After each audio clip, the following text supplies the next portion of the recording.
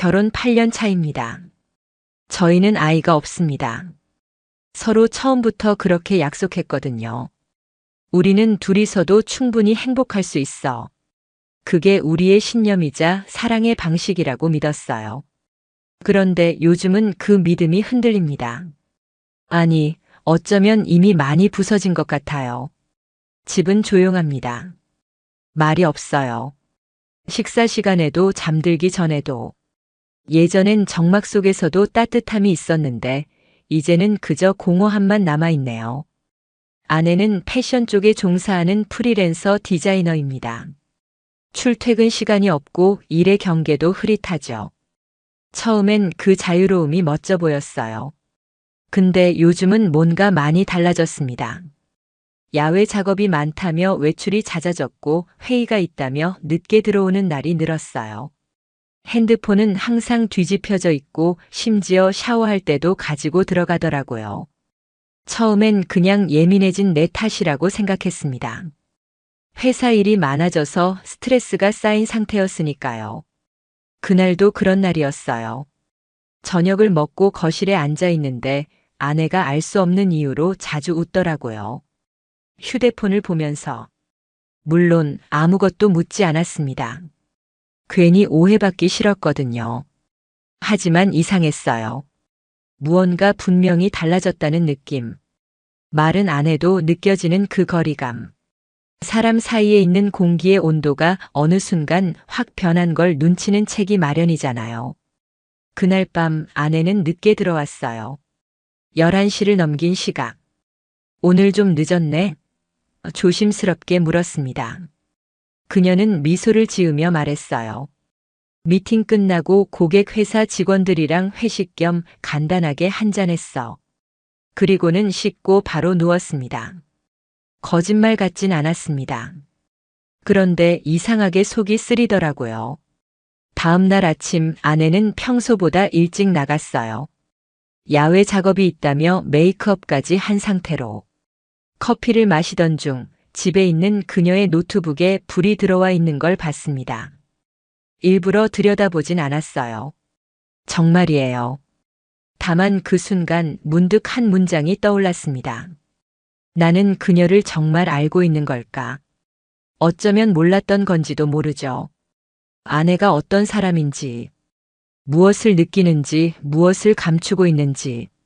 그날 이후로 작은 것들이 계속 마음에 걸리기 시작했습니다.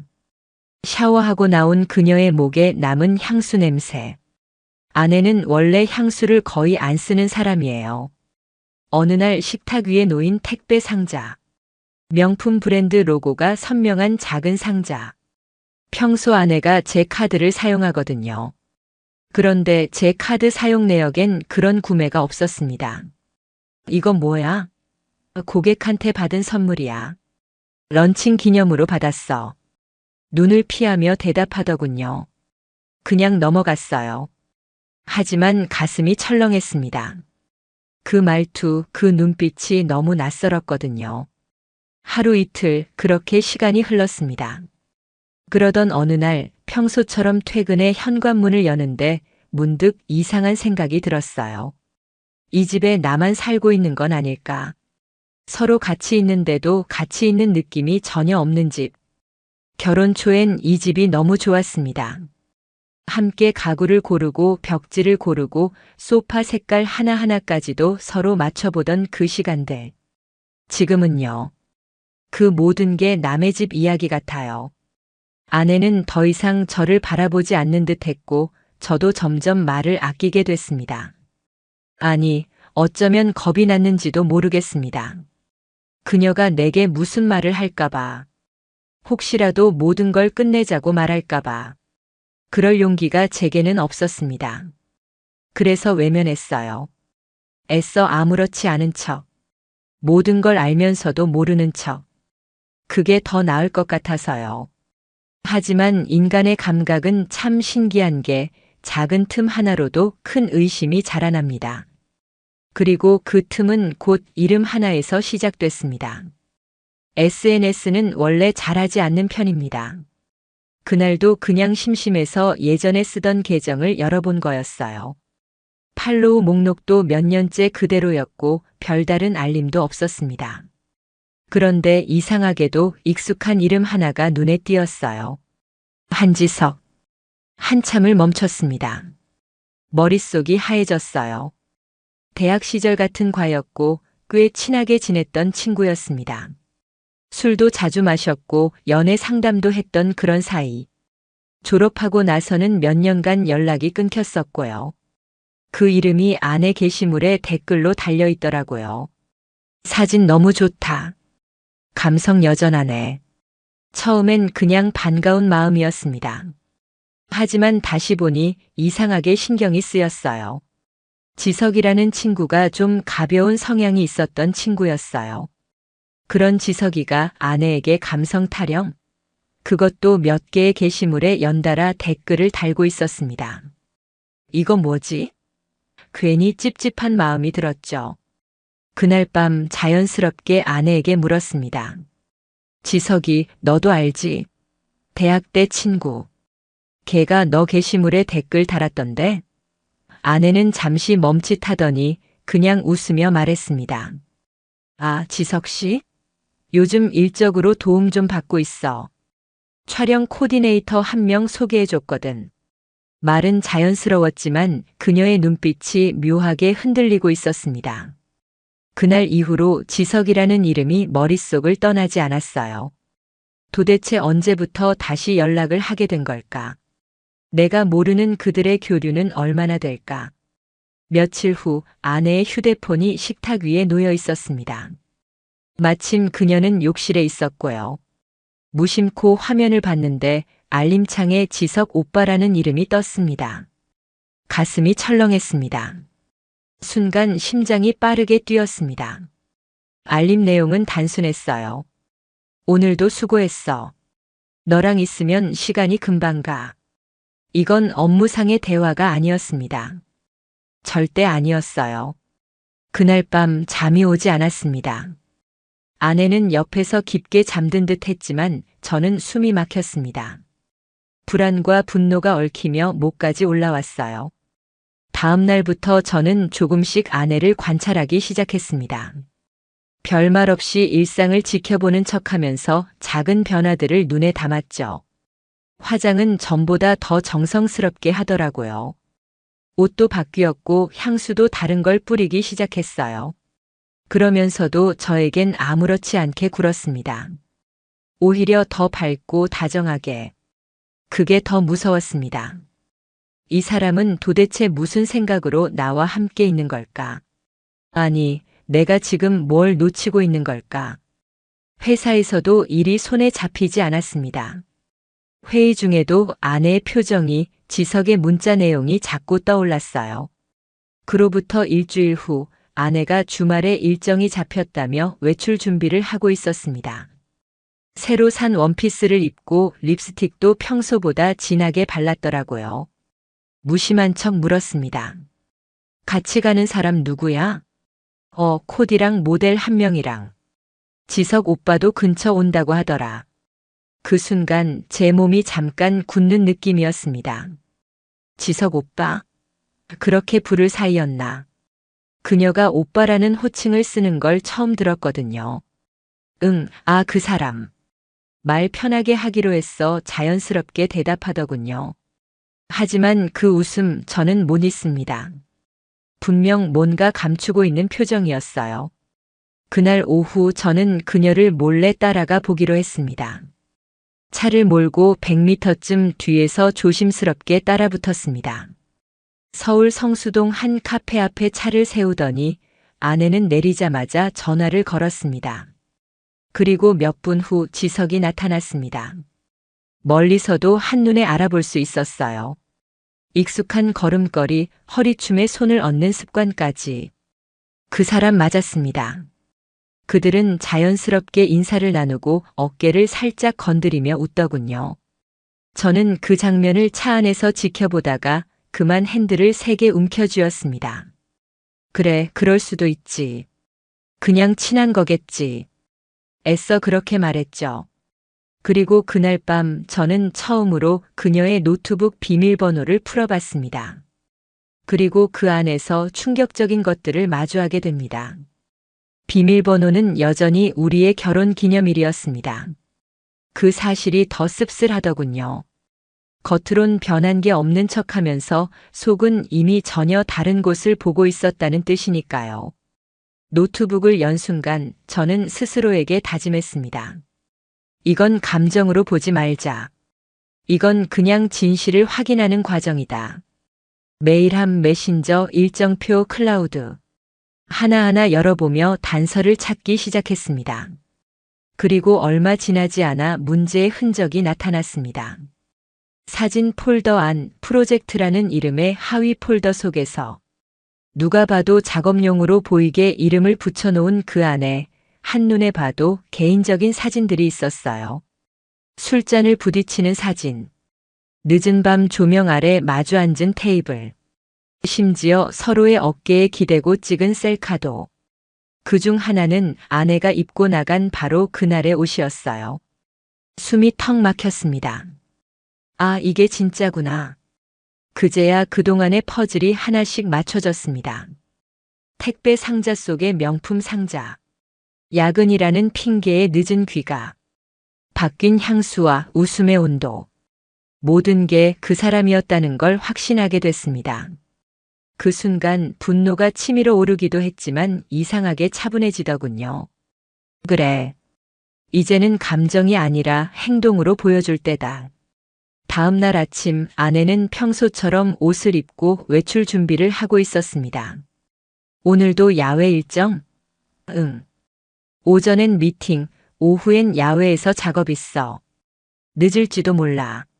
자연스럽게 말을 이어가는 그녀를 보며 저는 아무렇지 않게 고개를 끄덕였습니다. 그리고 그녀가 나간 직후 차량 위치 추적 앱을 실행했습니다. 예전에 둘이 함께 썼던 차량 관리 앱. 아직 계정이 남아 있었습니다. 그녀의 차량은 오전 11시 45분 강남 도산공원 근처에 있었습니다. 그리고 오후 2시 차량은 잠실의 한 호텔에 멈췄습니다. 호텔? 잠깐 손이 떨렸습니다.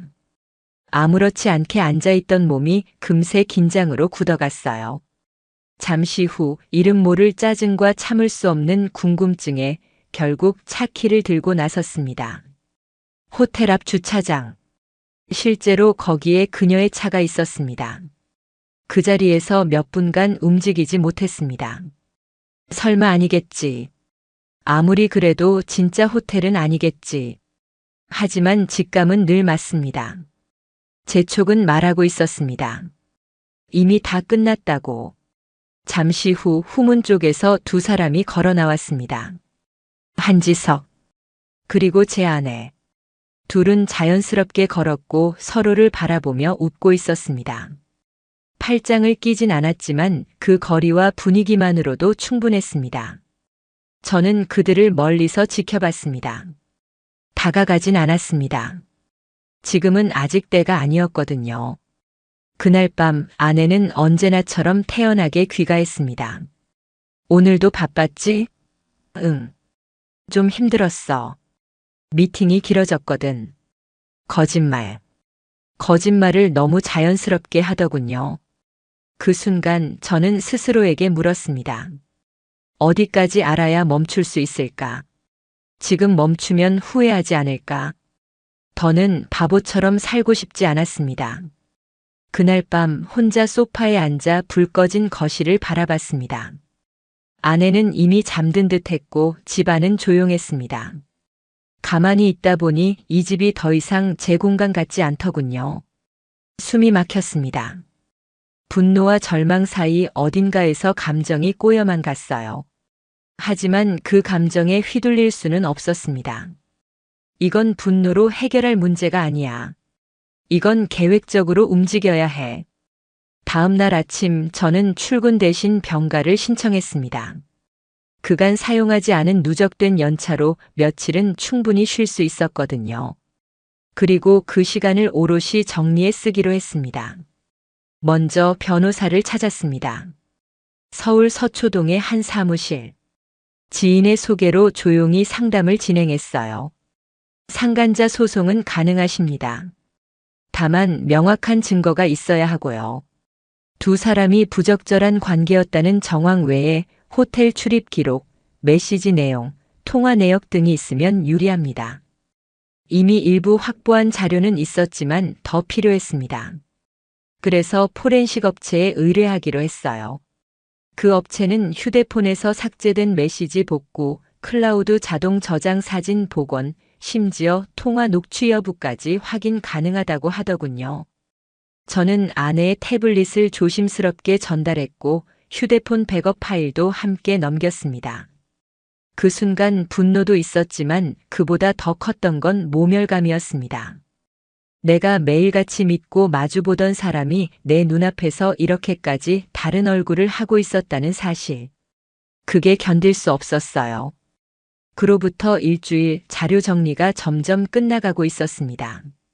호텔 출입 내역 캡처, 두 사람 간 메시지 수십 건, 데이트로 의심되는 장소 위치 기록들.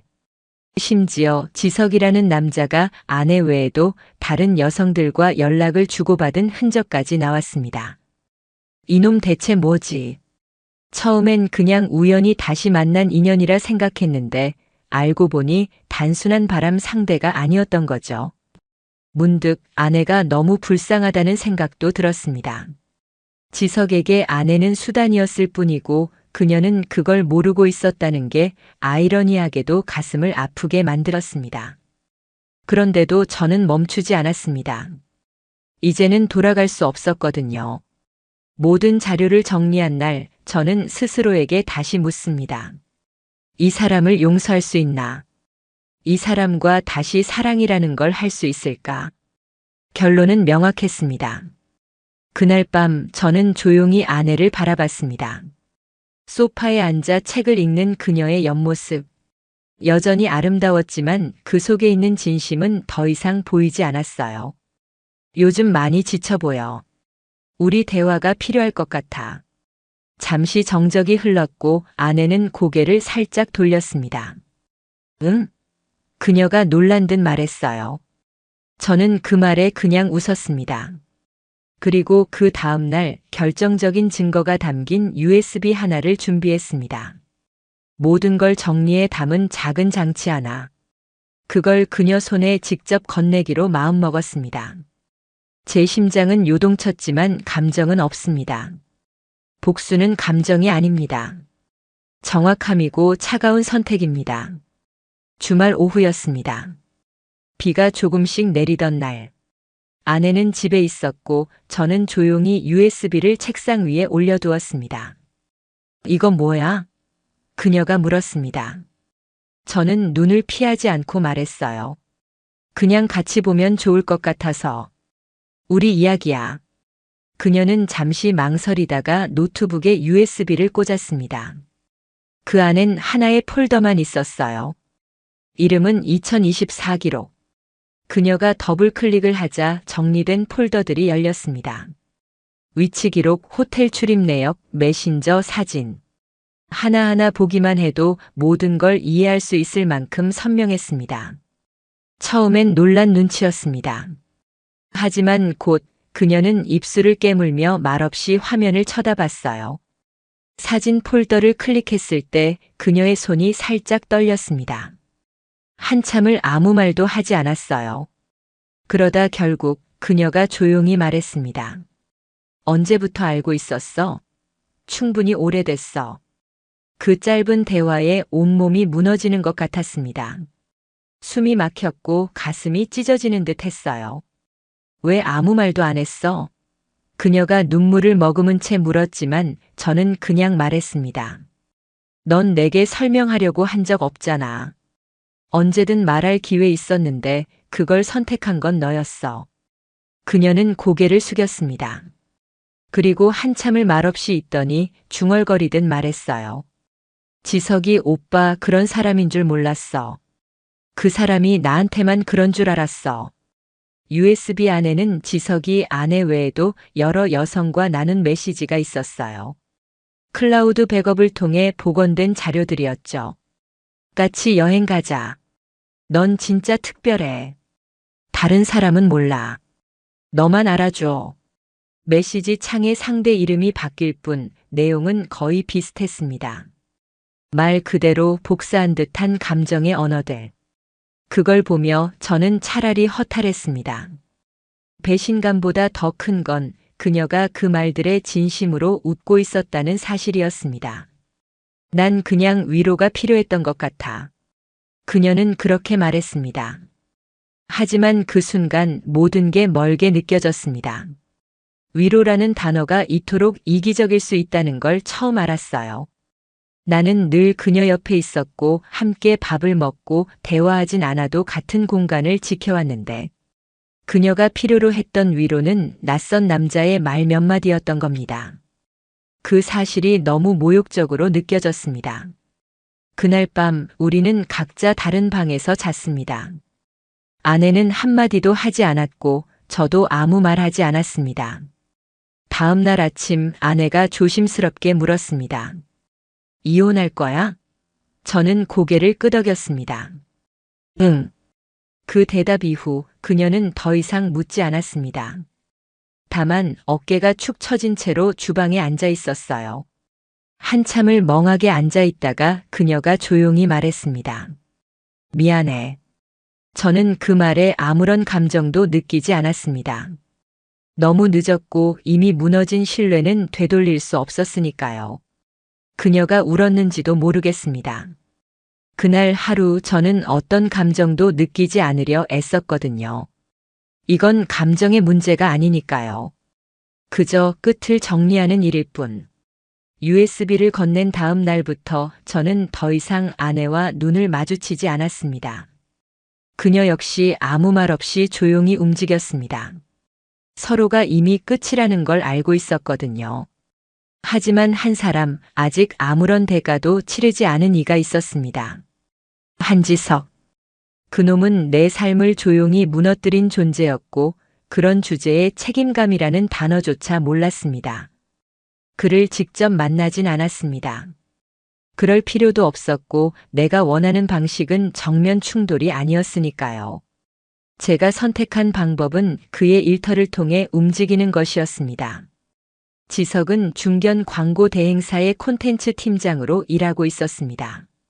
프리랜서와의 외부 협업이 잦은 만큼 이미 업계에선 나름 평판도 있고 영향력도 있었죠. 저는 준비해둔 자료들을 모았습니다.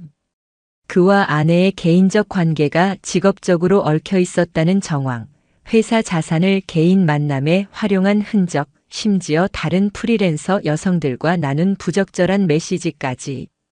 이 모든 자료를 정리해 지석의 회사 대표 앞으로 익명 민원을 접수했습니다. 법률 상담을 거친 표현만 골라 단 하나의 문장도 허위로 보이지 않도록 했습니다. 민원이 접수된 지 며칠 후 지석의 이름이 회사 홈페이지 인사공지에서 사라졌습니다. 직접적으로 해고된 건 아니지만 콘텐츠 팀의 대외 협업 담당에서 배제됐다는 소문이 돌기 시작했죠. 지석은 그 후로도 몇 번 아내에게 연락을 시도했습니다. 하지만 아내는 그 전화에 받지 않았어요. 그러다 어느 날 아내가 제게 말했습니다. 지석이 그 사람한테 연락 와도 이제 더 이상 연락 안 받아. 왜 그걸 나한테 말하는 거야? 그녀는 울지도 않았고 화내지도 않았습니다. 그냥 공허해 보였어요. 다 잃은 사람의 얼굴. 그 말 외엔 달리 표현할 방법이 없었습니다. 사람이란 게 그렇더군요. 누군가를 향한 감정이 다 타버리고 나면 안쓰러움조차 연민이 아닌 무관심으로 바뀝니다. 아내는 더 이상 지석을 기다리지도 저를 붙잡지도 않았습니다. 그저 조용히 무너져가고 있었어요. 며칠 후 아내는 부모님 댁으로 잠시 다녀오겠다며 짐을 챙겼습니다. 작은 캐리어 하나. 그걸 보면서 생각했어요. 이 집을 떠나는 사람은 그녀지만 사실상 내 안에서 떠나보낸 건 이미 오래전이라는 걸. 아내가 현관문을 나서는 모습을 조용히 지켜봤습니다. 그리고 그 문이 닫힌 순간 이상하게도 안도감이 밀려왔어요. 사람이 이렇게까지 변할 수 있다는 걸 직접 경험하기 전까진 믿지 않았습니다. 하지만 결국 사람은 변했고 관계도 무너졌습니다. 단지 시간의 문제였을 뿐. 집안이 조용했습니다. 아내가 떠나고 나서 이곳은 더 이상 우리의 공간이 아니었죠. 소파, 식탁, 침대. 모든 가구는 그대로인데 공간의 온도가 완전히 달라졌습니다. 차갑고 비어있고 이상하게 낯설었습니다. 며칠을 그렇게 멍하니 보냈습니다. 감정이 들끓는 것도 아니고 분노가 타오르는 것도 아닌 그냥 아무 생각이 들지 않더군요. 그러다 문득 이제 마무리할 때가 됐다는 생각이 들었습니다. 그래서 변호사에게 전화를 걸었습니다. 이혼 진행해 주세요. 상대 측에도 통보해 주세요. 그 말이 내 입에서 나오는 순간 참 이상한 기분이었습니다. 슬프지도 시원하지도 않았어요. 그냥 해야 할 일을 했다는 느낌. 며칠 후 아내가 다시 집으로 왔습니다. 서류를 받기 위해서였죠. 식탁 너머로 마주 앉은 우리는 처음 보는 사람처럼 조용히 앉아 있었습니다. 그러다 그녀가 먼저 입을 열었어요. 여보, 나는 그냥 자기가 나한테 관심이 없어진 줄 알았어. 한참을 망설이다 겨우 꺼낸 말이었습니다. 저는 잠시 숨을 골랐습니다. 그래서 그걸 확인하려고 다른 사람을 만난 거야? 그녀는 대답하지 않았습니다. 그 침묵이 어쩌면 가장 정직한 대답이었는지도 모르죠. 용서해달라고 말하고 싶진 않아. 그럴 자격도 없고 이미 다 망가졌으니까. 그녀가 고개를 숙이며 말했습니다. 목소리가 떨리고 있었어요. 저는 조용히 서류를 꺼냈습니다. 이혼 합의서. 조건은 간단했습니다. 재산 분할 없음. 집은 제 명의로. 모든 권리 포기. 그녀는 아무 말 없이 서명을 했습니다. 그렇게 우리는 8년의 결혼 생활을 정리했습니다. 서류를 건네받은 후 제가 마지막으로 말했습니다. 용서를 구하는 건 내 자유야. 하지만 용서할 의무는 내게 없어. 그녀는 아무 말 없이 고개를 끄덕였습니다. 그 순간 가슴이 찢어지는 아픔이 밀려왔습니다. 이 사람이 한때 내가 전부였던 사람이었는데 이제는 남보다도 더 먼 존재가 되어버렸다는 사실이. 아내가 떠나고 서류를 봉투에 넣은 뒤 저는 그대로 거실에 앉았습니다. 눈물이 나지는 않았습니다. 하지만 온몸에 전율이 흘렀습니다. 마치 몸속 어딘가 내가 부여잡고 있던 무언가가 완전히 빠져나간 느낌이었어요. 그날 밤 아무것도 하지 않고 그저 조용히 커튼을 열었습니다. 밖에는 가을비가 내리고 있었어요. 그걸 보며 생각했습니다. 이제 정말 끝났구나. 긴 터널 같았던 지난 몇 달이 이제야 끝난 것 같았습니다. 그리고 저는 다시 시작할 준비를 해야 했습니다. 몇 달이 흘렀습니다. 이혼 서류에 도장이 찍힌 이후 모든 것이 조금씩 달라졌습니다. 우선 집을 정리했습니다. 그녀와 함께 고른 커튼, 둘이 마주 앉았던 식탁, 침대 옆 협탁에 놓여있던 조명까지. 하나씩 버리기보단 그냥 새로 시작하는 게 낫겠더군요. 부동산을 통해 집을 정리했고 조용한 동네의 작은 아파트로 옮겼습니다. 낯선 공간에 처음 들어섰을 때 기분이 묘했습니다. 그런데 이상하게도 숨이 편하더군요. 누구의 눈치도 보지 않아도 되고 어떤 감정도 애써 감추지 않아도 되는 공간. 새로운 침대, 새 커튼, 직접 고른 조명 아래에서 조금씩 일상을 다시 맞춰갔습니다. 출근 전 아침 햇살을 맞으며 커피를 내리고 작은 선반 위에 책 한 권을 올려두고 그렇게 하루를 시작하는 게 이제는 낯설지 않습니다. 가끔씩 그녀가 생각나기도 합니다. 그 사람이 어떤 표정으로 그날 나를 마주했는지, 무슨 마음으로 지석을 만났는지. 하지만 이제는 더 이상 원망하지 않습니다. 그건 제 몫이 아니니까요. 그건 그 사람의 선택이었고 그 대가는 이미 충분히 치렀다고 생각합니다. 지석이 어떻게 살고 있는지는 모릅니다.